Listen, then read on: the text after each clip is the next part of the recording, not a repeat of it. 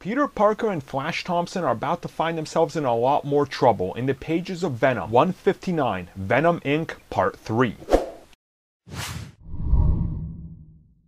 So as we get into this comic, we see that Eddie Brock is being tormented, specifically this time by his mind. As he's sitting on a bench at the local New York park, we see that a dog keeps barking at him. He's really trying to take all of his patience and willpower just not to punch the dog, while he's constantly berating himself with a bunch of personal insults just because he lost the symbiote. Over with Spidey and Flash Thompson, things aren't exactly going any better. As we see from the last two issues, Lee has converted quite a lot of the foes over the years that Spider-Man has faced all into Venomized versions, which are all under his command, and unfortunately one of these happens to be Felicia Hardy, the Black Cat, who isn't necessarily taking commands from Price for some reason or another. And speaking of commands, when the comic transitions over to catch up with the symbiote sample that Peter Parker left in Morris's apartment, we see that it's trying to find a way out.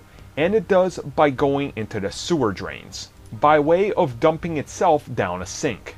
Back with the fight that's going on, we see that Black Cat is finally sent in and she does actually attack. She goes right after Flash Thompson. And it's because she realized what she has to do is sort of resist, but also somewhat give in to the temptation of the symbiote. She goes in for a kiss, and due to the power that the anti-venom spider suit has, she's able to revert back. Lee isn't going to have any of this, so he sets all of the symbiotes up upon them to try to stop them quickly. Black Cat is going to do what she does best and try to take care of herself, leaping out the window. Whereas luck would have it, she ends up bumping right into Eddie Brock, who has been wandering the streets in search of his Venom symbiote.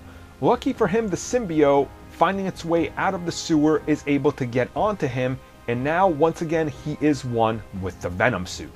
But thanks to Black Cat ditching the duo that were fighting Lee, things aren't exactly going good for them, because Flash Thompson and Peter Parker have been hung upside down in a bunch of chains as Lee looks on, trying to decide what to do with them. It is at this moment that Peter Parker tells Flash that he's really proud of all the good things he's done with the suit. Unfortunately, the timing is rather bad. Venom Inc. Part 3, Venom 159 continues to be another great issue.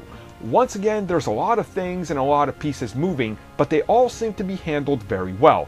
Nothing gets shafted, nothing gets really screwed out of time, and everything gets a moment to shine, which is really the best thing about this when you consider how many great characters and fan favorites they have in this. Overall, I really enjoyed this, and once again, this is a recommendation. 8 out of 10.